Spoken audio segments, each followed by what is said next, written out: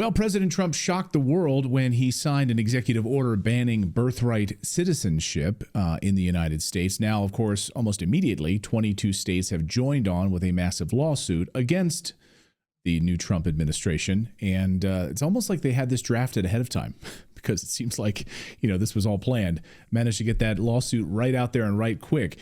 Joining me now is Gavin Clarkson, former Trump administration Deputy Assistant Secretary, who's written extensively on this and who knows all about this. Nice to see you, Gavin. Welcome into the show. Well, thanks very much for having me on, and thank you to President Trump for ending the fraud of birthright citizenship by illegal aliens. So, of course, liberals are freaking out about this. How dare he do this? How dare he block this sort of sacred, a sacred thing that's bestowed upon anyone who just happens to be born in the United States underneath the 14th Amendment. But as you've written, the 14th Amendment doesn't really stand for that at all. Can you explain why why that's not the case, and what do these lawsuits have any teeth? Well, just to go back to one thing you said earlier, I actually don't think it was a surprise to the world that he did it. This is a president who makes promises and keeps promises. And he made a promise that he was going to shut down the border, he was going to stop all the fraud at the border, and clearly he's mentioned birthright citizenship in the past. And so I actually expected this to be one of the executive orders on yesterday, and he followed through and kept his promise. But as you correctly point out, not only several states have filed suit, but also I believe the ACLU filed suit, and they have no basis in law. And you'll never hear them talk about the rule of law in these kind of lawsuits because they are wrong. The Supreme Court has opined twice on the citizenship clause of the 14th Amendment.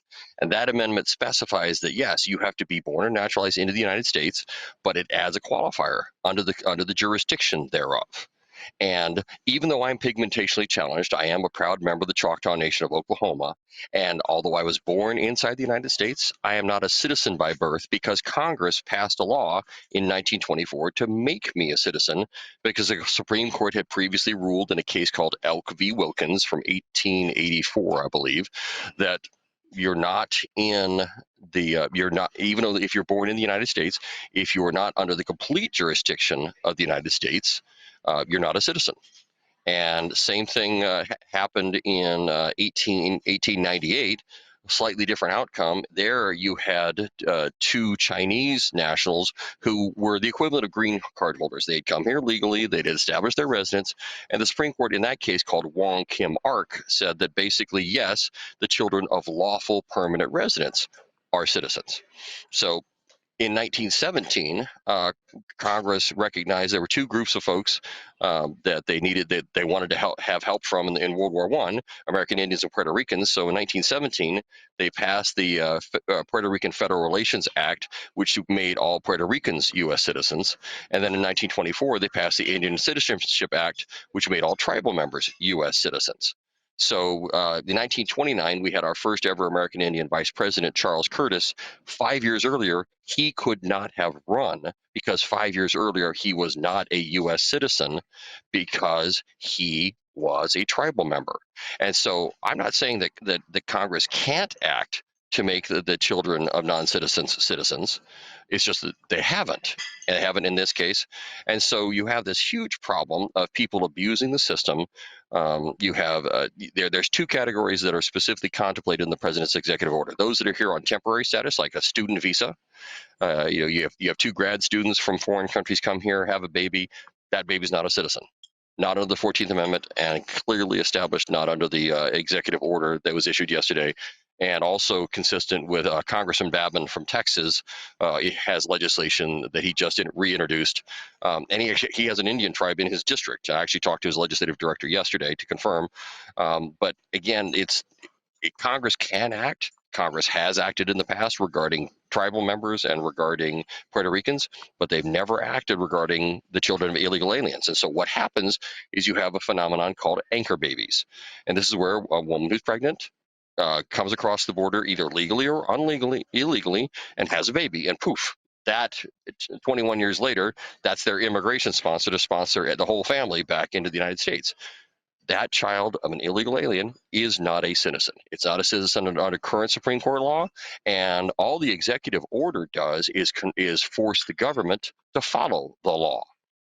And it's not taking away anybody's rights. It's also the way it's drafted. It's entirely prospective. It says this doesn't take effect for 30 days. So it only, as written, impacts babies that are born 30 days from now and further. So, but I was in line at the inaugural ball. I went to the Liberty Ball, and there was a bunch of Border Patrol agents from the Rio Grande sector in front of me, and we were talking about it. And they basically have to have maternity folks available at a moment's notice, because all the time women will float across the river and have a baby on the banks of the Rio Grande, on the assumption that 21 years later that's their anchor baby immigration sponsor, and that's fraud. That's not what the system's designed to do. And it's separate apart from all the fraudulent asylum claims, and we can talk about that at a different time. But here you have people who are gaming the system specifically to have a baby born in the U.S. simply because there was no law passed, there was no regulation passed.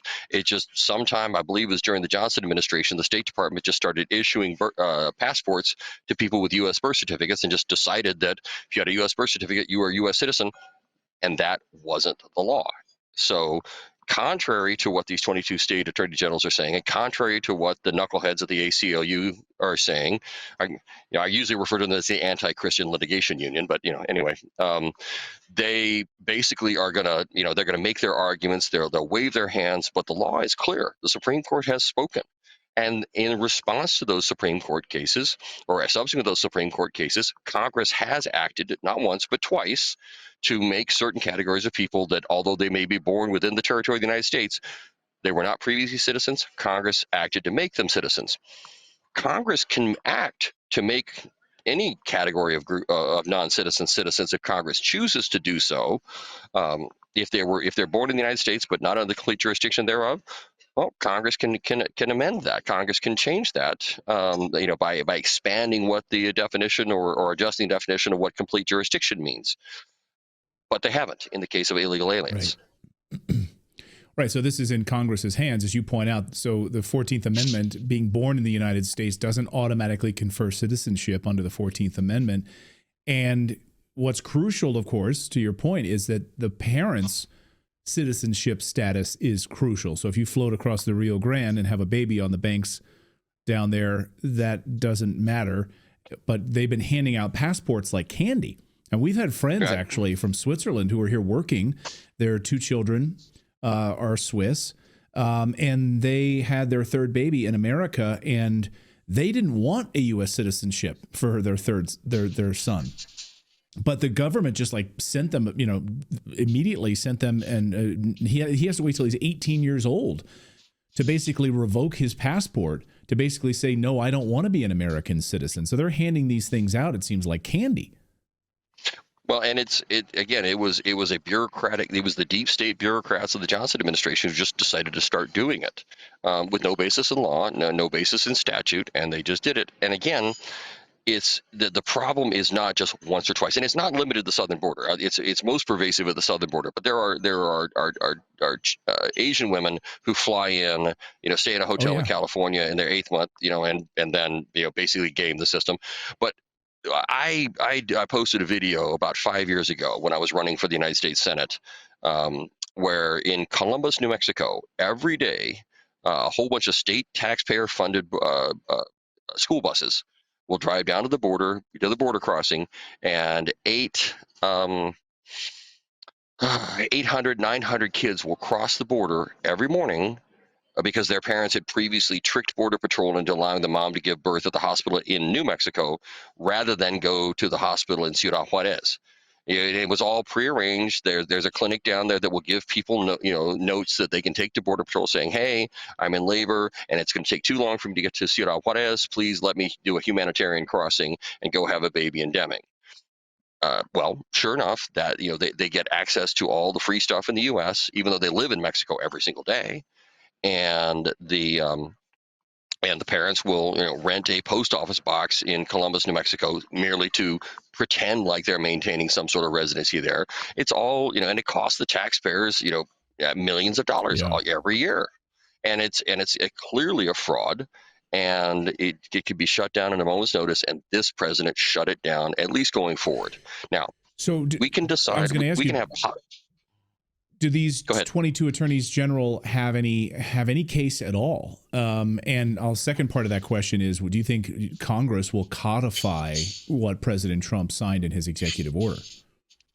Well, I had a chance to review Congressman Babin's legislation, and it's very solid. And it pretty much mirrors it, not word for word, but pretty closely mirrors what the president's executive order does. And I think they're on very solid ground. So if you have a judge who's going to follow the law, and it's always interesting, every time the left files suit against Trump, they're always talking about the rule of law. Well, that's only if they win. Right. And they're not interested in the rule of law if the rule of law actually says they're wrong. As I say, if it wasn't for double standards, the radical left would have no standards at all.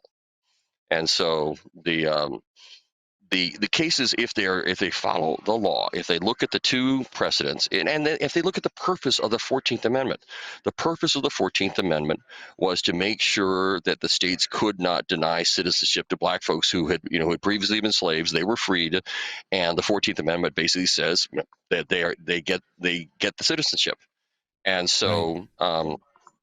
but the notion, there's a whole category black folks that are tribal members because they were freed slaves within the Indian reservations, and they're called freedmen.